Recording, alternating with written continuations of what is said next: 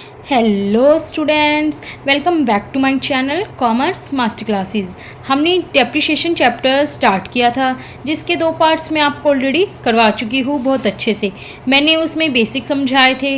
Last lecture में हमने SLM का टॉपिक समझा था। आज हम एसएलएम की और न्यूमेरिकल्स करने वाले हैं।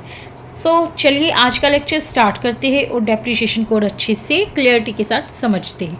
ठीक है, चलिए फिर आज का लेक्चर हम स्टार्ट करते हैं। डेप्रिसिएशन के आज हम न्यूमेरिकल पोर्शन करने वाले हैं। सबसे पहले क्या हम समझ लेते हैं। ऑन 1 अप्रैल 2009 एक्स लिमिटेड 1 अप्रैल 2009 x limited purchases a plant and machinery. 1 अप्रैल 2009 को एक्स लिमिटेड ने प्लांट एंड मशीनरी परचेज की ₹43,000।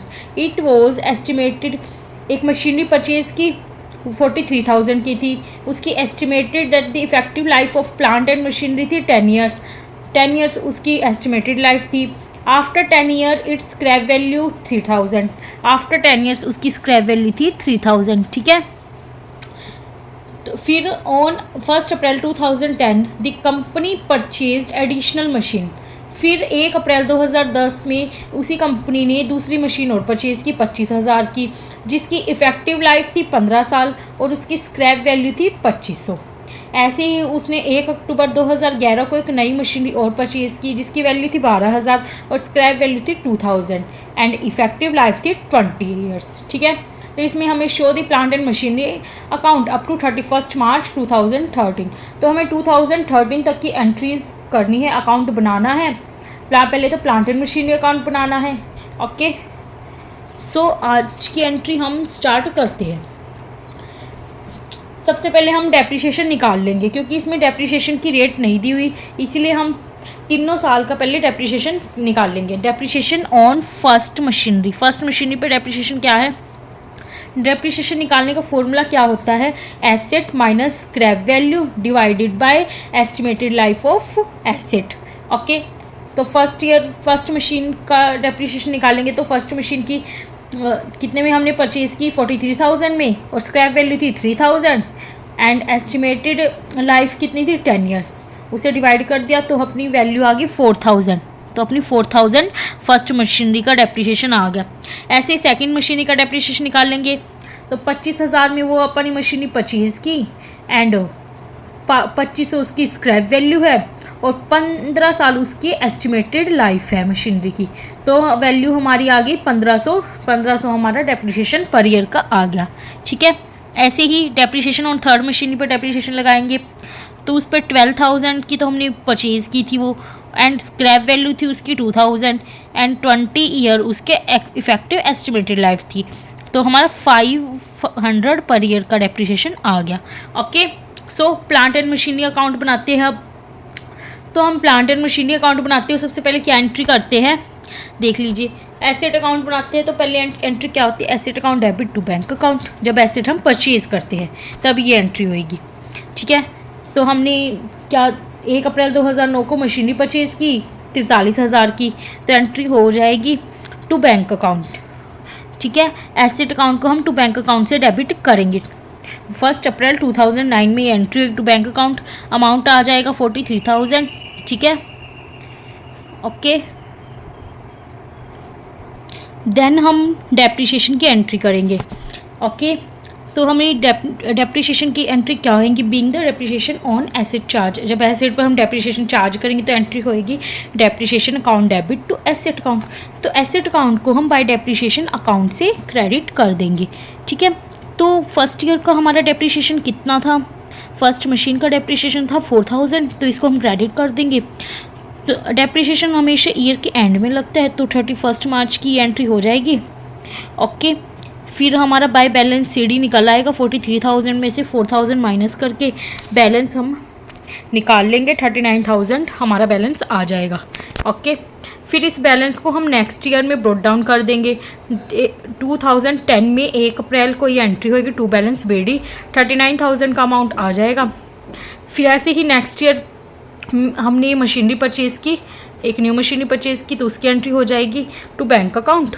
ओके, तो अमाउंट आ जाएगा 25,000 ऐसे ही डेप्रिसिएशन लगाएंगे नेक्स्ट ईयर। तो दोनों मशीनरी पे डेप्रिसिएशन लगेगा, फर्स्ट जो 2009 में परचेज़ की थी एंड 2010 में परचेज़ की थी। तो बाय डेप्रिसिएशन आ जाएगा 4000 तो फर्स्ट मशीनरी का डेप्रिसिएशन हो गया एंड 1500 हो गया सेकंड मशीनरी का डेप्रिसिएशन। ठीक है, तो 5500 आ गया हमारा टोटल डेप्रिसिएशन। ओके, ऐसे ही 31 मार्च को हम बाय बैलेंस सीडी से अमाउंट निकाल लेंगे। ऐसे 39,000 में से 4,000 माइनस करके बैलेंस आ गया 35,000। ऐसे ही 25,000 में से 1500 लेस करके बैलेंस आ गया 23,500। ठीक है, टोटल बैलेंस है गया 58,500। ओके, तो इनका टोटल कर देंगे 64,000 आ गया, 64,000 आ गया। अब ये 58,500 को हम आगे लेके जाएंगे नेक्स्ट ईयर में। 1 अप्रैल 2011 को टू बैलेंस ब्रोड डाउन कर देंगे 35,000 एंड 23,500 से कर देंगे। फिर ऐसे ही हमने 2011 में एक और मशीनरी परचेज़ की थी 1 अक्टूबर 2011 को, तो एंट्री हो जाएगी टू बैंक अकाउंट। और मशीनरी कितने की थी 12,000 की, तो अमाउंट आ जाएगा 12,000। ऐसे डेप्रिसिएशन अब तीनों मशीनरी का लगाएंगे। 2012 में 31 मार्च को ये एंट्री होएगी, बाय डेप्रिसिएशन अकाउंट से क्रेडिट कर देंगे 4,000 फर्स्ट ईयर का डेप्रिसिएशन, 1500 सेकंड मशीनरी का डेप्रिसिएशन एंड 250 थर्ड मशीनरी का। तो थर्ड मशीनरी का डेप्रिसिएशन देखिए 250 कैसे आया। डेप्रिसिएशन तो वैसे 500 था थर्ड मशीनरी का, बट मशीनरी कब तक यूज़ की है, 1 अक्टूबर 2011 को नई मशीनरी खरीदी। 1 अक्टूबर को खरीदी है ना नई मशीनरी, तो अक्टूबर से लेके मार्च तक कितने मंथ्स हुए, अक्टूबर नवंबर दिसंबर जनवरी फरवरी मार्च, 6 मंथ हो गए। 6 मंथ ही ये मशीनरी यूज़ की है, तो 6 मंथ का डेप्रिसिएशन लग जाएगा। तो डेप्रिसिएशन हमारा 500 था, तो 500 का 6 मंथ का निकालेंगे तो फुल ईयर का था। ओके, तो 250 आ जाएगा 6 मंथ का डेप्रिसिएशन। तो इन तीनों का टोटल आ जाएगा 5,750। ओके, तो हमने डेप्रिसिएशन लिख दिया। अब ऐसे ही इसका बैलेंस निकाल लेंगे, बाय बैलेंस कैरी डाउन। 35,000 में से 4,000 गए, 31,000 आ गया।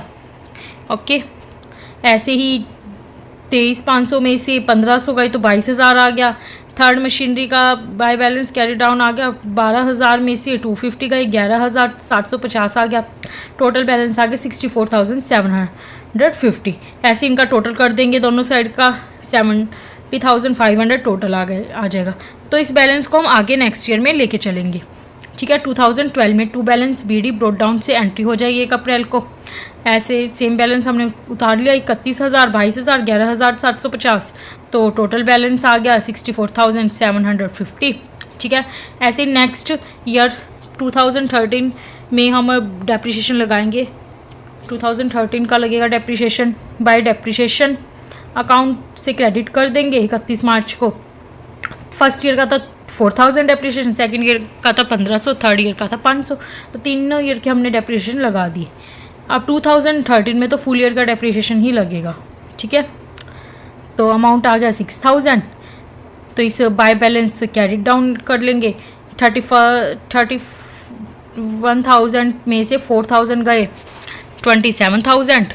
ऐसे ही 22,000 में से 1500 गए, 20,500। 11,750 में से 500 गए, 11,250 अमाउंट आ गया हमारा। तो टोटल हमारा अमाउंट आ गया 58,750। अब इनका टोटल कर देंगे दोनों साइड का, 64,750, 64,750। ठीक है, अब इस बैलेंस को हम नेक्स्ट ईयर में ले जाएंगे, ब्रॉट डाउन कर देंगे टू बैलेंस पीडीसी। ओके, तो अब हमारी 2013 तक का हमारा अकाउंट बन गया। ओके, आई होप आपको अच्छे से क्वेश्चन समझ आ गया होगा। अगर नहीं समझ में आया तो प्लीज़ कमेंट सेक्शन में ज़रूर बताइएगा, ताकि मैं और अच्छे से डिटेल में इसको समझा सकूं। ओके, अब हम नेक्स्ट एग्जांपल करते हैं। ठीक है, नेक्स्ट टॉपिक देखिए। ऑन 1 अप्रैल 2009 Ashoka limited purchased furniture costing 50,000। ठीक है, फर्नीचर परचेज़ किया 50,000 का 1 अप्रैल 2009 को।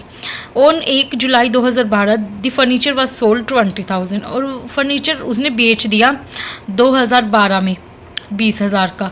तो furniture account prepare furniture account बनाना इसमें, और डेप्रिसिएशन लगेगा 10%। फिर ओरिजिनल कॉस्ट मेथड से सम करना। ओरिजिनल कॉस्ट मेथड किसको बोला हुआ है, स्ट्रेट लाइन मेथड को। ठीक है, तो हम स्ट्रेट लाइन मेथड से ही ये सम करेंगे। ठीक है, account are close on 31 March each year. Okay students, चलिए फिर स्टार्ट करते हैं। फर्नीचर अकाउंट बना लिया, पहले इसका डेट डाल लेंगे, पर्टिकुलर डाल लेंगे, अमाउंट डाल लेंगे, फॉर्मेट बना लेंगे पहले अकाउंट का। फिर हम फर्नीचर को परचेज करने की एंट्री करेंगे। Okay, furniture account debit to bank account, तो टू बैंक अकाउंट से हम डेबिट कर देंगे। ओके, 1 अप्रैल 2009 में ये एंट्री होएगी। 50,000 का हमने फर्नीचर परचेज़ किया तो 50,000 हमने अमाउंट लिख दिया यहाँ पे। देन हम 31 मार्च को इस पर डेप्रिसिएशन लगा देंगे ईयर के एंड में। तो डेप्रिसिएशन का देखो इसमें रेट दी हुई है, तो फिक्स्ड रेट से हम डेप्रिसिएशन लगा देंगे। तो 50,000 का हम 10% करेंगे तो डेप्रिसिएशन आ गया 5,000। ओके, तो ऐसे ही बाय बैलेंस कैरिड डाउन निकला है, बाय बैलेंस निकाल लेंगे। 50,000 में से 5,000 गए तो 45,000 बाय बैलेंस CD निकला है। तो दोनों साइड का अमाउंट हम टोटल कर देंगे 50,000 50,000, ठीक है। ऐसे ही 2010 में 1 अप्रैल को बैलेंस BD 2010 में 1 अप्रैल को बैलेंस ले जाएंगे, 45,000 डेबिट कर देंगे। ऐसे ही नेक्स्ट ईयर डेप्रिसिएशन लग जाएगा, सेम डेप्रिसिएशन लगेगा। ओके, बाय डेप्रिसिएशन अकाउंट 5,000 का डेप्रिसिएशन आ गया। 45,000 में से 5,000 लेस कर देंगे तो 40,000 बाय बैलेंस CD आ गया। तो दोनों साइड का टोटल अपना आ जाएगा 45,000। ऐसे ही 2011 में 1 अप्रैल को टू बैलेंस ब्रोट डाउन करेंगे 40,000। फिर 2012 में 31 मार्च को हम डेप्रिसिएशन लगाएंगे, तो डेप्रिसिएशन अपना आ गया 5,000, क्योंकि फिक्स्ड रेट से लगेगा डेप्रिसिएशन। ओके, जो कॉस्ट है मशीनरी की उसी पे डेप्रिसिएशन लगेगा हर साल, तो अपना डेप्रिसिएशन आ गया 5,000। ऐसे ही by balance brought carried down कर देंगे 35,000। 40,000 में से 5,000 गए तो 35,000 आ गया, तो दोनों साइड का टोटल आ गया 40,000। ऐसे इस बैलेंस को नेक्स्ट ईयर में ब्रोड डाउन कर देंगे 35,000 से, ठीक है। तो अब 2012 में हम एंट्री करेंगे। 2012 में हमने मशीनरी सेल की है, सेल करने की एंट्री करेंगे हम पहले, ठीक है। तो bank account debit to furniture account से एंट्री करेंगे।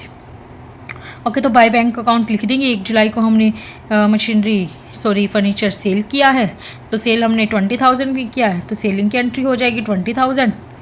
ओके, फिर ऐसे ही 1 जुलाई को हम इस पे डेप्रिसिएशन लगा देंगे मशीनरी पे।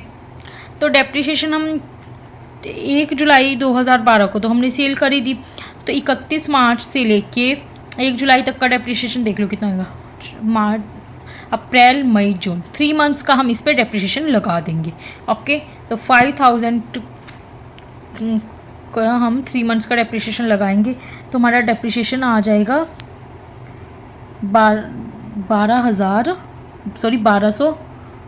1250 हमारा डेप्रिसिएशन आ गया, ठीक है।